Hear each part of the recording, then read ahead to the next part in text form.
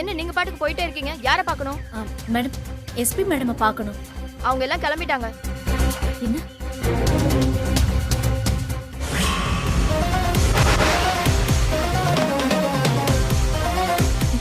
மாமா, என்ன யாரும் இல்லை, என்னாச்சு? அண்ணி என்னாச்சு? எல்லாரையும் ஜெயிலுக்கு கூட்டு போயிட்டாங்க சக்தி. கொஞ்ச நேரத்துக்கு முன்னாடி வந்திருந்தா அவங்கள தடுத்துருக்கலாமே சக்தி. இன்னையில இருந்து 3 நாளைக்கு கோர்ட் லீவு. 3 நாள் ரங்கநாயகி ஜெயிலுக்குள்ள கிடப்பாளே. ஐயோ, நான் என்ன பண்ணுவேன்? என்னப்பா? அப்பா, ஏன்பா அழறீங்க? அழாதீங்கப்பா.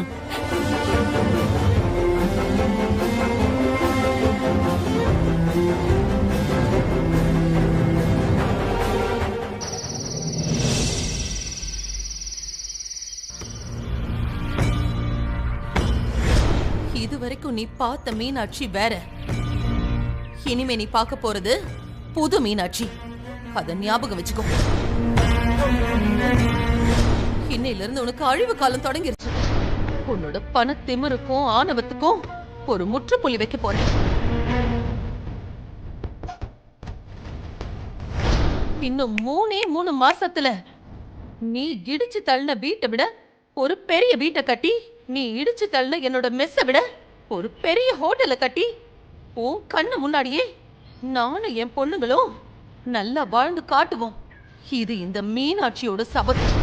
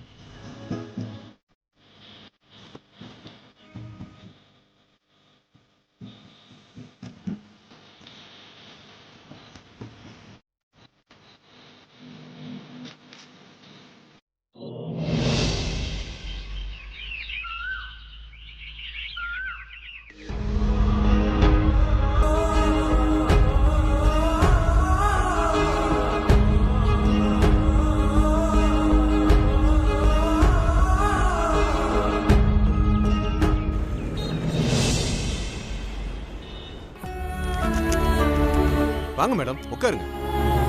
வணக்கம் சார். என் அத்தைய பெயில் எடுக்கிறதுக்கு எல்லா ஏற்பாடும் பண்ணிட்டீங்களா? அதாம்மா ரெடி பண்ணிட்டு இருக்கேன். ஆனா உங்க அத்தைய பெயில் எடுக்கிறது கொஞ்சம் டவுட் தாம்மா. ஏன் சார் அப்படி சொல்றீங்க? எங்க அத்தை மேல வீண் பழி போட்டிருக்காங்க, அத சொல்லி பெயில் வாங்க முடியாதா? அதை நாம நிரூபிச்சு காட்டணும். போலீஸும் நாம சொல்றத நம்பணும். அப்பதான் உங்க அத்தைய நாம ஜாமீன்ல எடுக்க முடியும். நான் வேணா ஒரு தடவை போலீஸ் கிட்ட பேசி பாக்குறேன். வேணும்னா ஸ்டேட்மெண்ட் கூட எழுதி தரேன். அப்போவாச்சும் நம்புவாங்கல்ல சார்? கொஞ்சம் பொறுமையா கேளுங்க மேடம். இது ரொம்ப காம்ப்ளிகேட்டடான கேஸ். உண்மை எது பொய் எதுன்னு தெரியாத அளவுக்கு நம்ம எல்லாரையுமே குழப்பற கேஸ். அதனால போலீஸ் சீக்கிரமா ஒரு முடிவுக்கு வரமாட்டாங்க. அவங்க முடிவெடுக்க மாட்டாங்கன்னு நாம சும்மா இருக்க முடியுமா சார்? நம்ம சைடுல இருந்து என்னென்ன ஆதாரங்கள்லாம் கொடுத்து மூவ் பண்ண முடியுமோ அதெல்லாம் செஞ்சிடணும் சார். நான் இல்லைன்னு சொல்லலையே. ஆனா இந்த கேஸ்ல இருக்கிற முக்கியமான முடிச்ச நீங்க கவனிச்சீங்களா? ரங்கநாயகி மேல கம்ப்ளைண்ட் கொடுத்திருக்கிறது உங்க அம்மா. ரங்கநாயகி அம்மா மேல தப்பு இருக்காதுன்னு சொல்றது நீ. இதுல போலீஸ் யார் பக்கம் நிப்பாங்கன்னு நீங்க பாக்குறத விட இந்த பிரச்சனையில யாரு பாதிக்கப்பட போறாங்கிறது தான் முக்கியம். இல்ல சார், நீங்க என்ன சொல்றீங்கன்னு எனக்கு புரியல. சக்தி, இந்த கேஸால உங்க வாழ்க்கையில நிறைய பிரச்சனை வரும் சக்தி. புகார கொடுத்திருக்கிற உங்க அம்மா பக்கம் நீங்க நின்னா வெற்றியோடையும் ரங்கநாயகி அம்மாவோடையும் பிரச்சனை வரும். ரங்கநாயகி அம்மா பக்கம் நீங்க நின்னா உங்க அம்மாவோடவும் உங்க கூட பிறந்தவங்களோடையும் பிரச்சனை வரும். இப்போ நீங்க யார் பக்கம் நிக்க போறீங்க சக்தி? சொல்லுங்க. உங்க முடிவை நீங்க சொன்னீங்கன்னா நாம அடுத்து என்ன செய்யறதுன்னு யோசிக்கலாம். இன்னைக்கே சொல்லணும்னு கூட அவசியம் இல்ல. நீங்க நல்லா யோசிச்சு நாளைக்கு கூட சொல்லுங்க.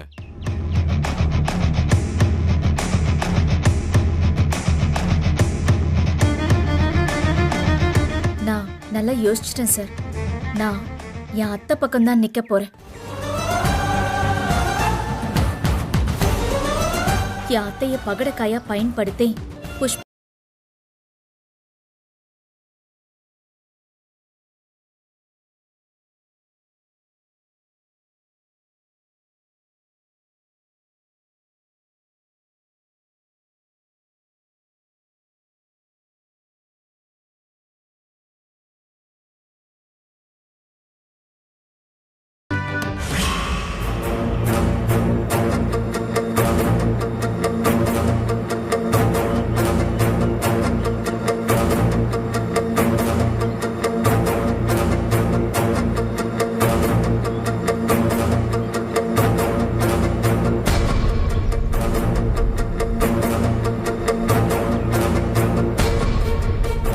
உங்களெல்லாம் நான் அவ்வளவு சீக்கிரம் விட்டுருவேன்னு நினைச்சீங்களா? உங்க வாழ்க்கையில சாகுற வரைக்கும் மறக்க முடியாத அளவுக்கு வச்சு செய்ய போறேன்.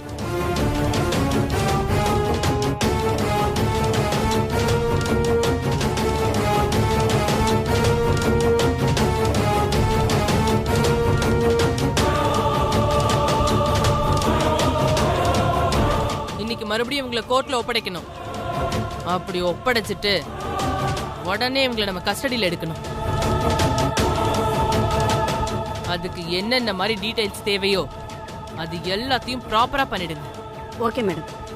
இவங்க உடம்புல காயம் ஏதாவது இருக்கான்னு கேட்டு எழுதுங்க. சரிங்க மேடம்.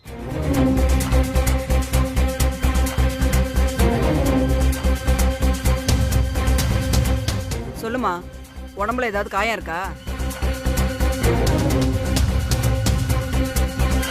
நீ சொல்லுமா, உன் உடம்புல எதுவும் காயம் இருக்கா? உள்குத்து நிறைய இருக்கு, குறிச்சுக்கிறீங்களா? ஏய், என்ன திமிரா? பாத்ரூம்ல வழுக்கி விழுந்துருவ பாத்துக்க. வணக்கம்.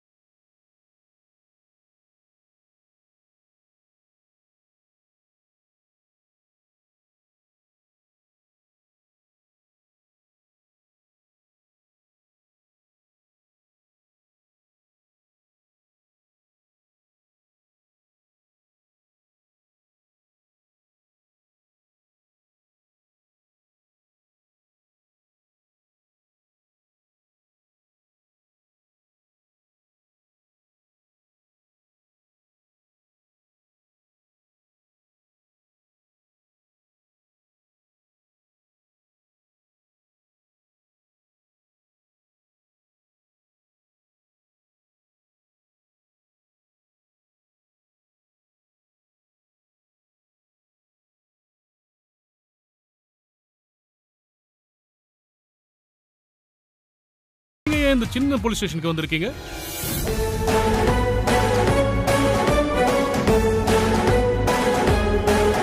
நீங்க என்ன ரீசனுக்காக இங்க வந்திருக்கீங்களோ அதே ரீசனுக்காக தான் நானும் இங்க வந்திருக்கேன். சுப்ரீம் கோர்ட்ல ஆர்கியூ பண்றவராச்சே, திறமையா தான் பேசுறீங்க. பேசுறது மட்டும் இல்ல மேடம், எடுக்கிற கேஸ் எல்லாத்துலயும் ஜெயிச்சும் காட்டுவேன். ஓ, இவங்கள ஜாமீன்ல எடுக்க வந்தீங்களா? அது கிடைக்காது. இன்னும் கொஞ்ச நேரத்துல இவங்கள கோர்ட்ல ப்ரொடியூஸ் பண்ணி கஸ்டடியில எடுக்க போறேன்.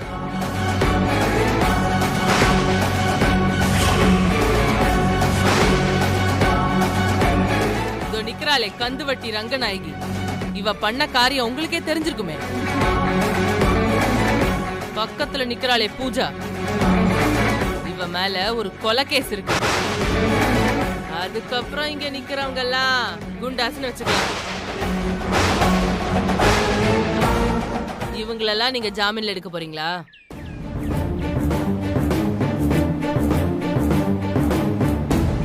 உங்களுக்கு வாதாட கேஸ் எதுவும் இல்லைன்னா சொல்லுங்க, நான் நிறைய கேஸ் புடிச்சு தரேன். இவங்களுக்காகலாம் வந்து நின்னு நீங்க தோத்து போக வேண்டாம் ராமசேஷன் சார்.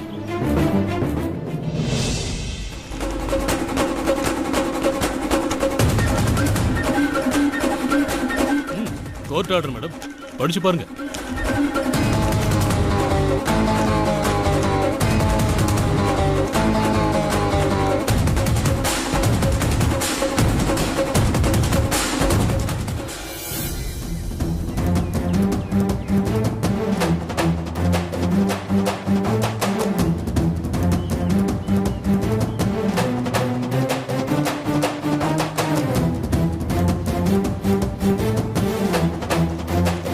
கோர்ட் இவங்க எல்லாருக்குமே ஜாமீன்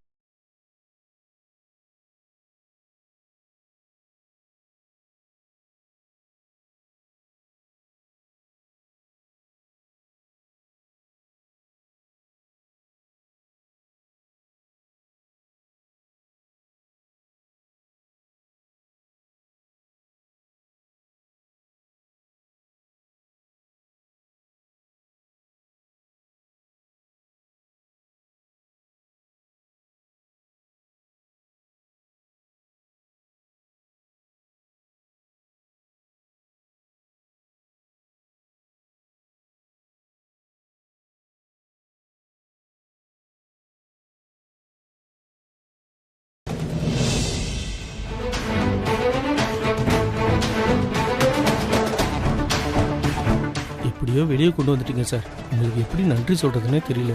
என் கடமை தானே செஞ்சேன். அப்ப நான் கிளம்பிடுங்க. ரொம்ப நன்றி சார். வரேன்.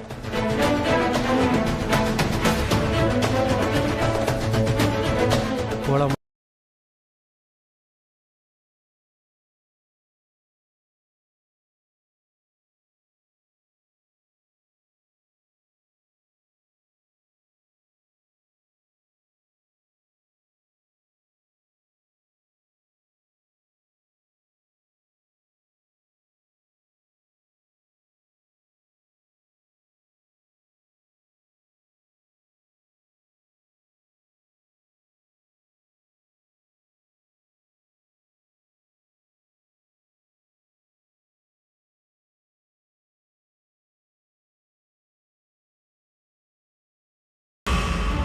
எதுவும் பேசாத.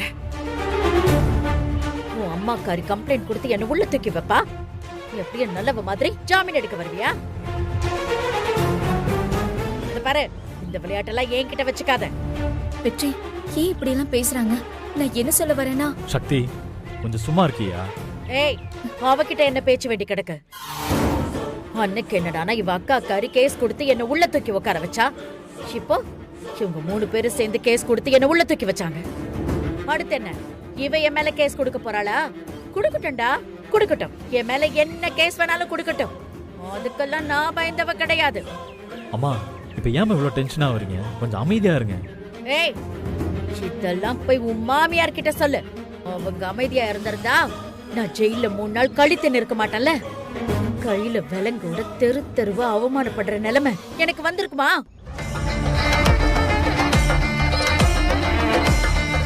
ரோட்டு கடை போட்டு இட்லி விக்கிற பொம்பளை என்ன இப்படி அவமானப்படுத்துவாளா? போதும் நிறுத்துங்க.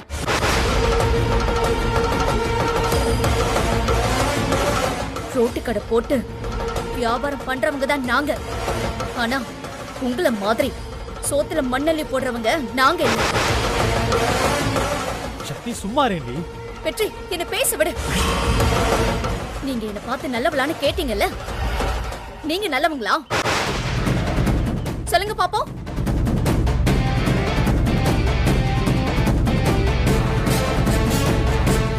எங்க வீட்டை இடிக்கிறதுக்கு இவங்க கிட்ட நீங்க பணம் கொடுத்தீங்கல்ல, அது இல்லைன்னு சொல்ல முடியுமா உங்களால? சக்தி, என் பேச்ச நீ கேட்பிய மாட்டியா? என்ன பத்தி அவங்க மட்டமா பேசிக்கிட்டு இருக்காங்க, அதை நீ தட்டி கேட்க மாட்டியா வெற்றி? என்னதான் கேப்பியா?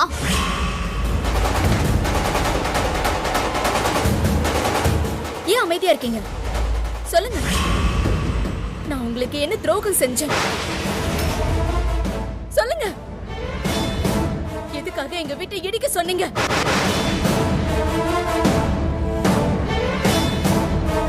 இப்ப மரியாதையா சொல்ல போறீங்களா இல்லையா? சக்தி, வெற்றி, அண்ணே, அண்ணே,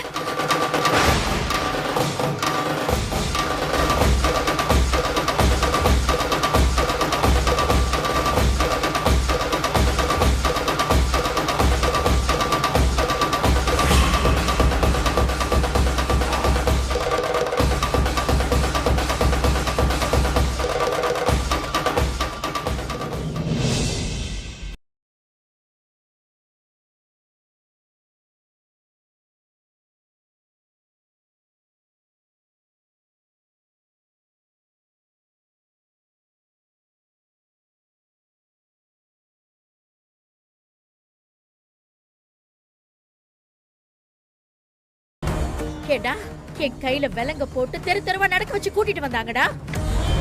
அப்ப அம்மாவோட வேதனை உனக்கு தெரியலல்ல? இதுக்கெல்லாம் காரணம் உன் பொண்டாட்டியோட அம்மா தானே உனக்கு தெரியலல்ல? இப்ப எதுக்குமே இதெல்லாம் பேசிட்டு இருக்கீங்க? நடந்ததெல்லாம் மறந்துட்டு அடுத்து என்ன பண்றதுன்னு யோசிப்போம். புரிஞ்சு போச்சு வெற்றி, எனக்கு நல்லா புரிஞ்சு போச்சுடா. நீ என்கிட்ட இருந்தா எனக்கு சாதகமா பேசுவ, உன் பொண்டாட்டி கிட்ட இருந்தா நீ அவளுக்கு தானே சாதகமா பேசுவ. எனக்கு எல்லாம் புரிஞ்சு போச்சு. அம்மா, நான் சொல்றத கொஞ்சம் முழுசா கேட்டுட்டு பேசுங்க. நீ என்கிட்ட எதுவும் பேசாத வெற்றி. நீ பேசினாலே அவளுக்கு சப்போர்ட் பண்ணி தாண்டா பேசுவேன். அதை கேட்கறதுக்குலாம் எனக்கு விருப்பம் இல்லை வெற்றி. இதெல்லாம் பேசி பிரயோஜனமே இல்லம்மா. அண்ணா,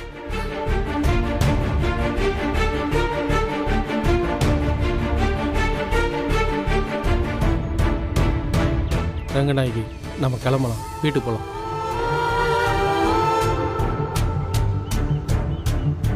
சரண்யா, வா நம்ம வீட்டுக்கு போலாம்.